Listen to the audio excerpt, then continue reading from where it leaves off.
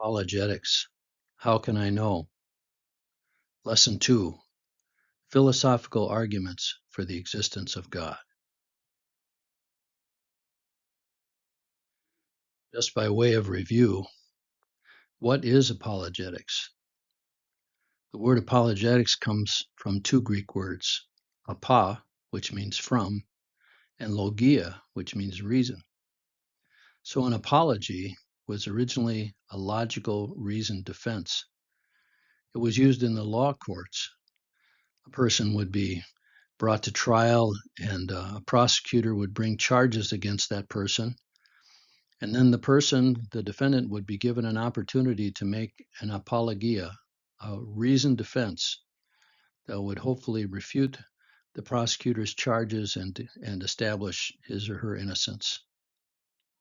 In theology, apologetics is about giving a reasoned defense for our faith. The Bible instructs us to be prepared to give a reasonable explanation for our faith. 1 Peter 3:14-16 says, "Do not fear their intimidation, do not be troubled, but sanctify Christ as Lord in your hearts, always being ready to make a defense, an apologia, to everyone who asks you to give an account for the hope that is in you, yet with gentleness and reverence, maintaining a good conscience." So as we look through this passage, the first thing that strikes us is that we're not to be afraid or anxious. Remember that Jesus had said that if we were brought before kings or rulers, that we were not to be anxious, but to know that the Holy Spirit will give us what to say at a time like this. So don't be afraid, but sanctify Christ as Lord in your heart. Sanctify means to set apart, dedicate Christ as Lord in your hearts. Always being ready, being prepared to make a defense to everyone who asks you to give an account for the hope that's in you. So this is about a personal exchange.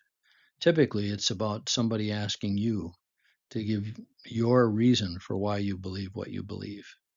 And do it with gentleness and reverence, not with confrontation or anger or arrogance.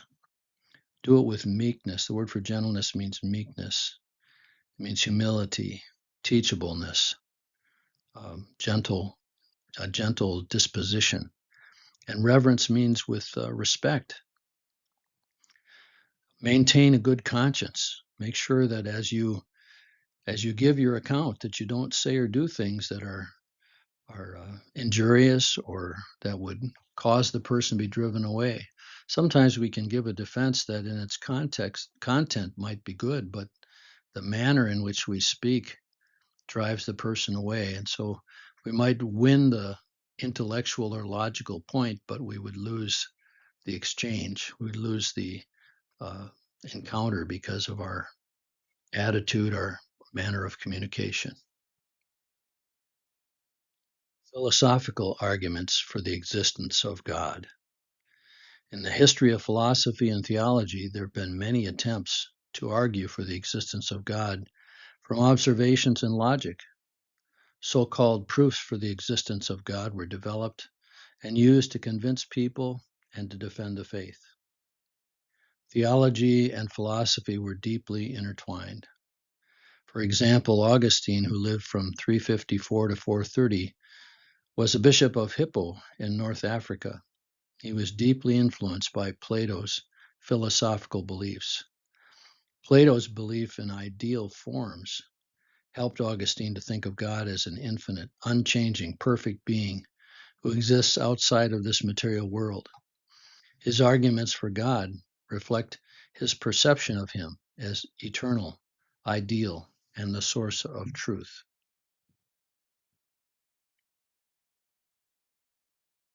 Scholasticism and the Middle Ages. Anselm, who lived from 1033 to 1109, was the Archbishop of Canterbury. He was one of the leading proponents of a method of inquiry known as scholasticism. Scholastics were heavily influenced by the Greek philosopher Aristotle and the writings of the early church fathers. They relied on careful analysis of words and logical disputation or debate to arrive at common truth.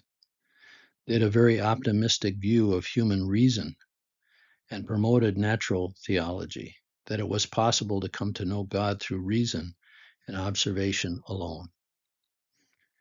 They thought that special revelation or illumination from God was unnecessary. Anselm's ontological argument. Anselm proposed an argument for the existence of God based purely on reason. It was called the ontological argument. Ontological means the study of being. It goes like this: what is the greatest being which your mind can conceive of?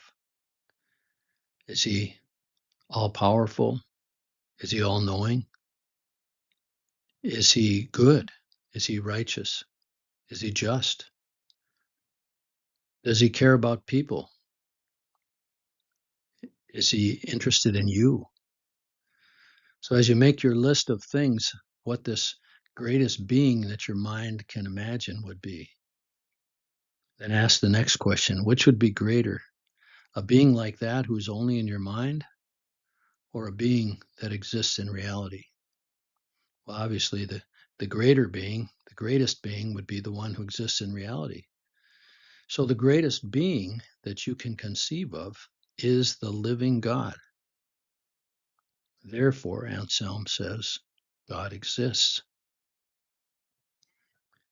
Now, Anselm is reasoning from the premises of uh, his syllogism here, his argument, and you might not be compelled by that. But one of the things that we can observe about this is that the way that our minds are designed, the way that we can imagine and think,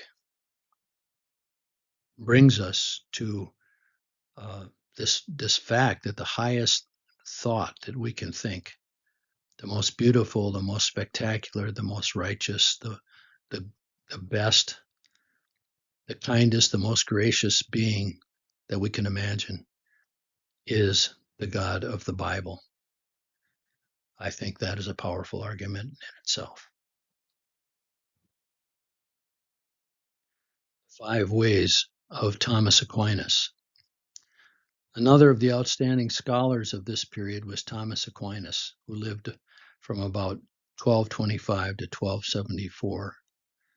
He was a key figure that further shaped the thought and the theology of scholasticism. He and his associates formulated several arguments for the existence of God based upon natural theology.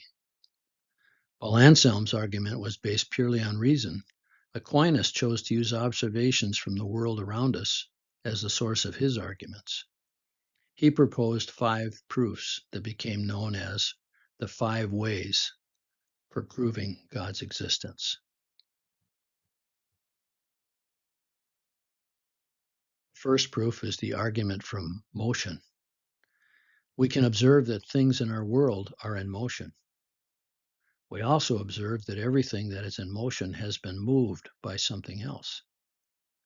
This chain of motion could not go on forever. Therefore, there must have been a first unmoved mover that caused all other motion. This first unmoved mover is God.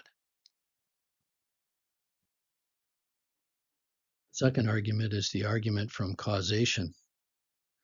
In the natural world, we observe a series of causes and effects. Every effect has a cause, and every cause had a prior cause. This chain of causes could not go on forever. Therefore, there must have been a first uncaused cause. This first uncaused cause is God.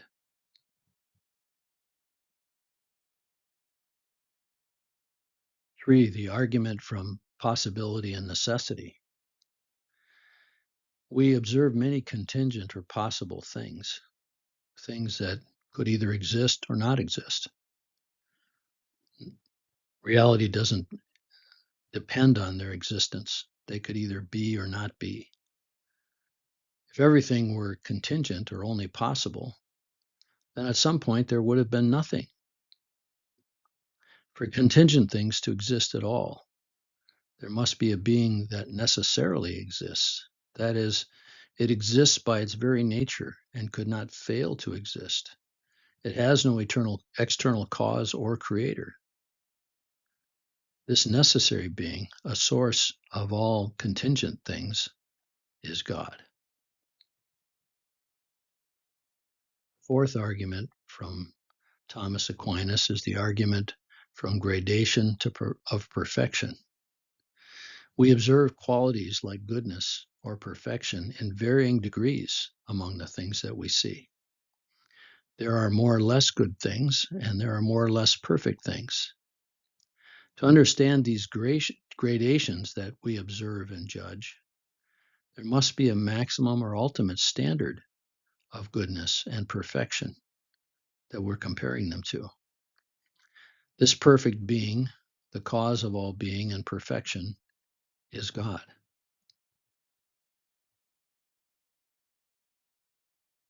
Last of Aquinas's 5 ways is the argument from design. We can observe that unintelligent things in nature seem to act according to purpose or towards an end. For example, when birds fly south for the winter, or as we observe the complex interrelationship of things in a ecosystem. They seem to have a purpose and they seem to be moving toward an end. This purposeful order suggests an intelligent designer. Since natural things are not intelligent in themselves, but they act with intelligence, there must be an intelligent being that has designed and directs them toward these ends. This intelligent being is God. Here are some other common arguments. A sixth argument is the argument from consciousness.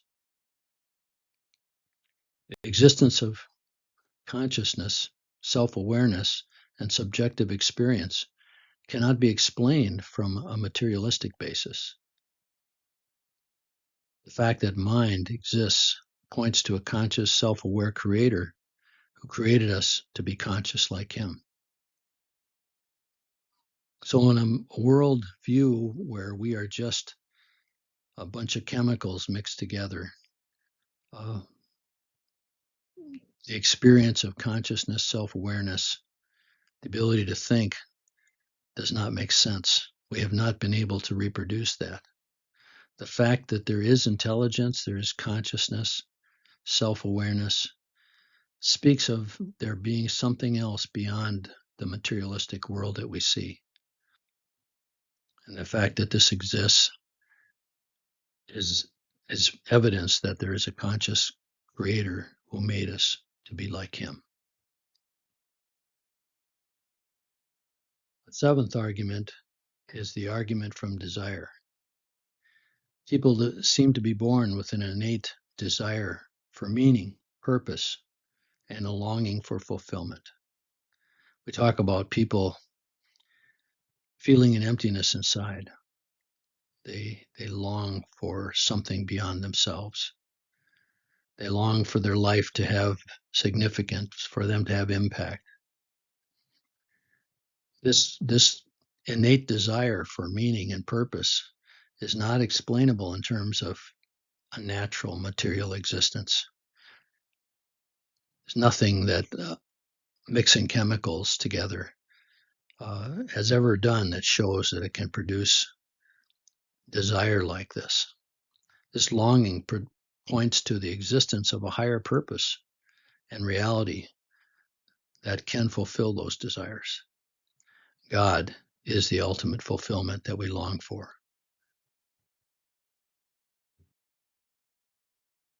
An eighth argument is the moral argument.